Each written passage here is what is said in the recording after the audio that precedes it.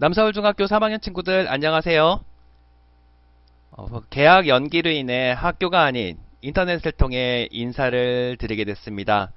저는 여러분과 1년 동안 3학년 과학을 함께 공부하게 될 신민상 선생님입니다. 만나서 반갑습니다. 자, 수업에 앞서 여러분들이 지켜야 될 몇 가지 주의사항 그리고 수업 방식에 대해서 안내하겠습니다. 자, 밴드에 선생님이 글을 올렸는데요. 온라인 수업에 참여할 때는 다음 사항을 꼭 지켜주세요. 먼저 가입 방식, 닉네임 작성 방식, 학번 이름 형식으로 모두 다 작성을 했습니다. 2번, 수업에 참여한 후 반드시 출석 체크를 클릭 또는 터치해주세요. 3번, 출석 체크를 하지 않은 경우 결석으로 처리될 수 있습니다. 4번, 수업 내용 재업로드 및 배포를 절대로 금지합니다. 자, 그리고 수업 방식은 먼저 과학 수업이 업로드 되는 요일은 매주 수요일과 목요일입니다. 그래서 수요일과 목요일에 반드시 영상을 시청하고 출석 체크 버튼을 눌러 주십시오. 자, 질문이 있을 때는 댓글 또는 아래쪽에 있는 채팅창에 질문을 해주세요. 선생님이 최대한 빨리 답변을 해드리겠지만 혹시라도 정답을 아는 학생은 친구를 위해서 대신 답변을 달아주셔도 괜찮습니다. 그리고 과제는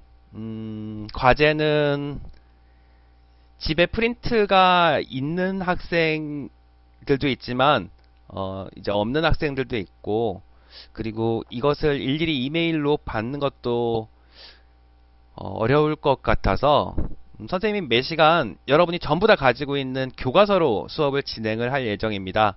그래서 선생님이 교과서에 필기한 내용을 교과서에 그대로 필기하시고, 학교에 등교하는 첫날 첫 과학 시간에 그 교과서를 가지고 오시면 선생님이 그동안 공부를 열심히 했는지 안 했는지 알 수 있겠죠. 온라인 수업이 진행된 동안 교과서에 한 필기는 1학기 수행평가 자료로 활용될 수도 있으므로 꼭 필기 부탁드립니다. 자, 그러면 열심히 공부하고 학교에서 모두 건강한 모습으로 볼 수 있었으면 좋겠습니다. 자, 교과서 펴시고요. 교과서 6페이지 교과서 차례입니다. 자, 교과서 차례. 1년 동안 우리가 또 여러분이 어떤 단원들, 어떤 내용들을 공부하는지 살펴보겠습니다. 그 전에 우리가 지금 과학이라는 학문을 배우고 있는데요. 과학은 인류의 발전에 따라 또 과학기술이 발전함에 따라서 어마어마하게 그 영역이 커져왔고, 앞으로도 또 지금 이 순간에도 계속해서 내용이 방대해지고 있습니다. 그래서 과학자들은 합의에 의해서 과학을 4가지 영역으로 분류를 했습니다. 그래서 과학은 많이 들어봤을 텐데요. 물리, 그리고 화학, 생명과학, 지구과학, 크게 이렇게 4가지로 분류를 합니다. 그럼 각각의 요 분류가 어떤 영역인지, 어떤 내용들로 구성이 되어 있는지 살펴보면요. 먼저 물리는 사물의 원리를 탐구하는 영역입니다. 그리고 화학 역시 사물의 원리를 탐구하는 영역인데요. 왜 얘들을 굳이 둘로 나누느냐? 그냥 쉽게 얘기하면 사물의 원리를 크게 기술하는 것, 즉 거시적 차원에서 설명하는 것을 물리라고 한다면, 그것을 분자나 원자의 단계까지 들어가서 미시적 차원, 아주 작은 부분까지 관찰해서 기술하는 것을 화학으로 분류하고 있습니다. 자, 생명과학은 동물과 식물, 근데 이렇게만 쓰게 되면 뭐 미생물도 있고 뭐 바이러스도 있고 뭐 바이러스 뭐 이런 식으로 굉장히 많기 때문에 얘들을 하나로 묶어서 그냥 생물에 대한 학문이다, 이렇게 정의를 하겠습니다. 지구과학은 지구, 그리고 지구 밖의 외권에 대한 영역입니다. 그래서 과학의 분류에 대해서 살펴봤고요. 3학년 1년 동안 여러분들이 배우게 될 단어는 크게 8단원입니다. 먼저 단원에다가 좀 밑줄을 쳐볼까요? 1단원, 화학 반응의 규칙과 에너지 변화. 2단원, 기권과 날씨. 3단원, 운동과 에너지. 자, 밑줄 쳐두세요. 4번, 자극과 반응. 5단원, 생식과 유전. 6단원, 에너지 전환과 보존. 7단원, 별과 우주.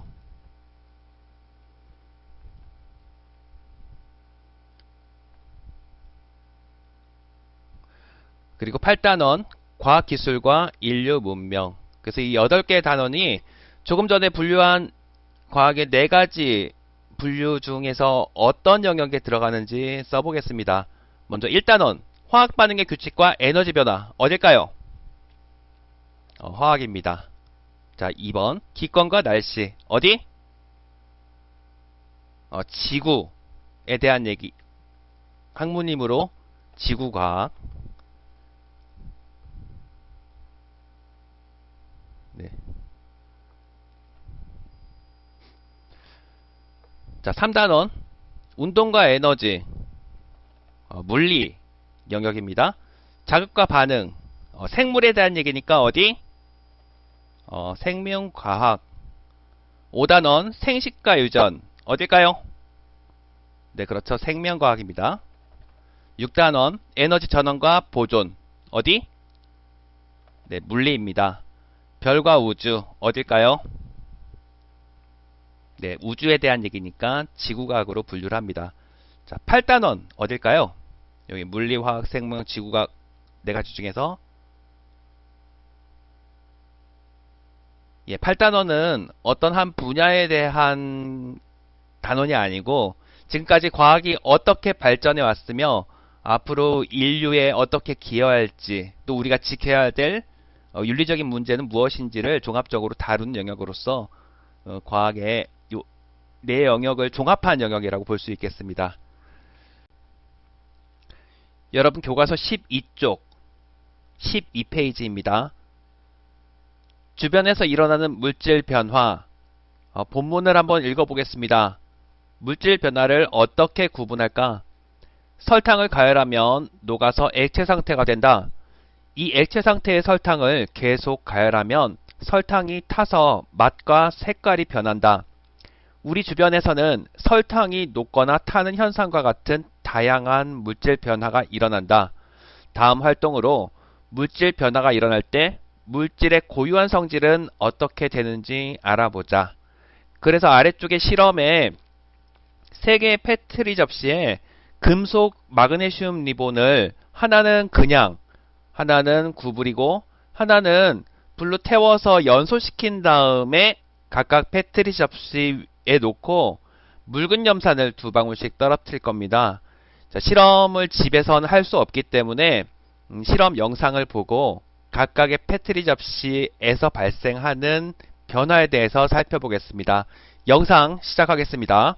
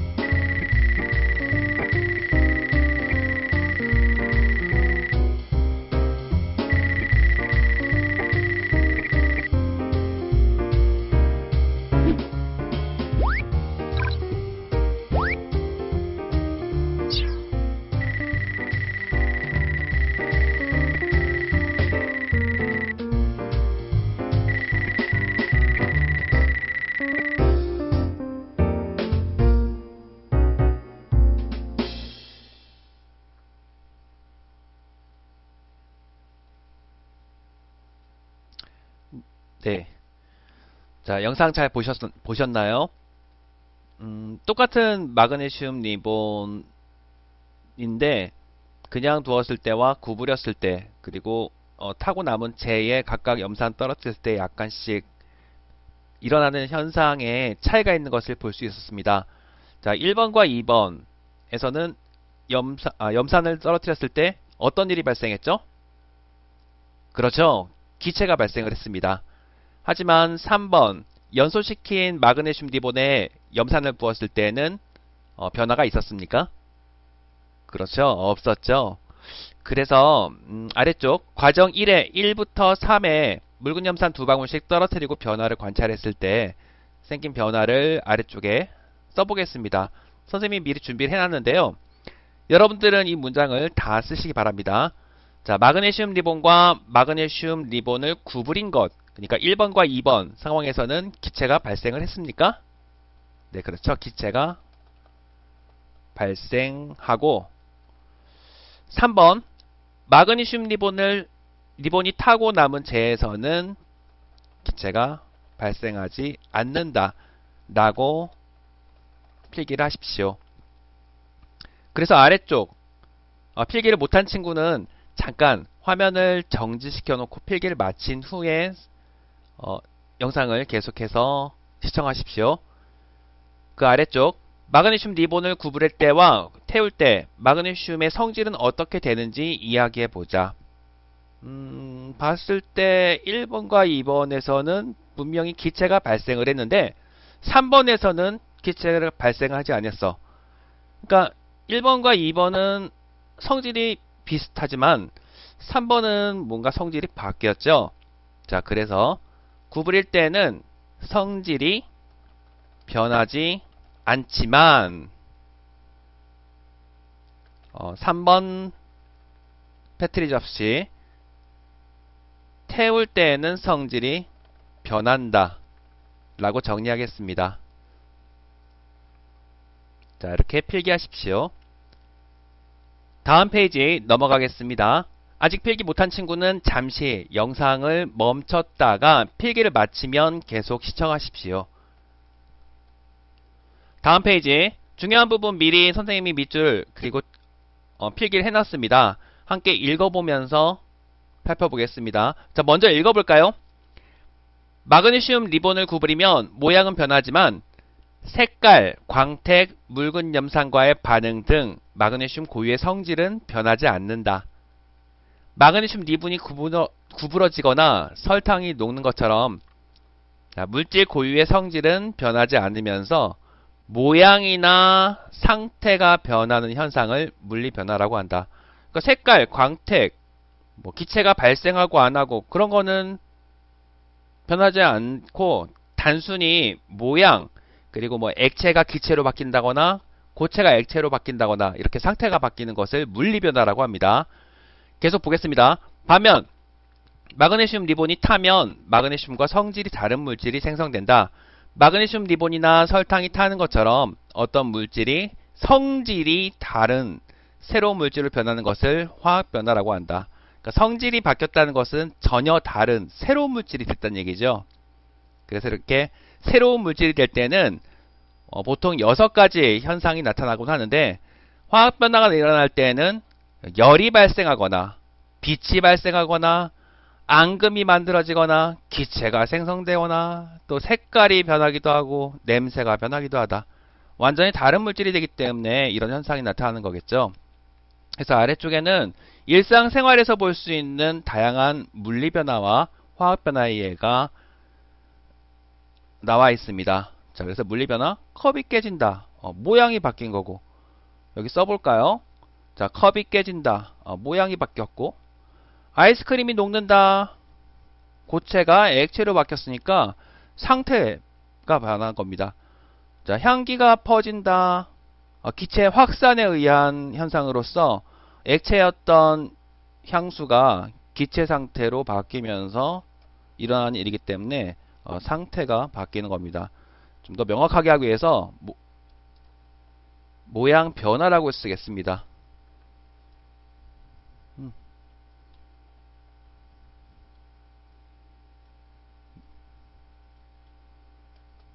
모양 변화, 그리고 상태 변화. 여기도 액체가 기체로 바뀐 거니까 상태 변화.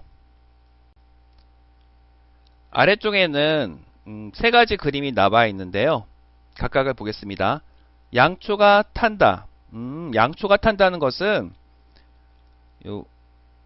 양초가 공기 중에 산소와 반응하면서 열과 빛을 내는 현상이기 때문에 화학변화입니다. 이제 간략히 써놓으면 물질이 공기 중에 산소와 반응하는 연소 현상으로서 화학반응이고, 자, 철이 녹슨다. 녹슨다는 것은 철이 공기 중에 산소와 결합하면서 색깔과 성질이 바뀌는 것입니다. 그래서 이것도 철이 공기 중에 산소 또 물과 반응하는 현상이라고 필기하겠습니다. 자, 포도가 익는다. 포도가 익는다는 광합성으로 새로운 물질인 당분이 생성되는 현상으로서, 익으면은 약간 달짝지근한 맛이 나죠. 익기 전에는 시큼한 맛이 있다가 완전히 익게 되면 달짝지근한 맛이 있고, 더 익히면 술이 되기도 합니다. 그래서 이걸 필기를 하면 광합성으로 새로운 물질인 당분이 생성되는 현상이라고 정리해 두겠습니다. 수업 진행 방식이나 과제 제출 등이 다양한 방식이 있겠지만, 집에 프린터가 없다거나 컴퓨터가 없다거나 다들 학습 여건이 다 다르기 때문에 가장 좋은 방법은 역시 교과서를 이용한 방법이고, 여러분이 학습을 했는지 안 했는지는 교과서의 필기 내용을 통해서 학교에 등교한 다음에 확인하는 게 가장 좋을 것 같아서 교과서로 진행을 했습니다. 오늘 학습한 내용들 꼭 복습하시고 빠짐없이 전부 다 필기하시기 바랍니다. 자, 이상으로 오늘 수업을 마치고요. 다음 시간에 봐요.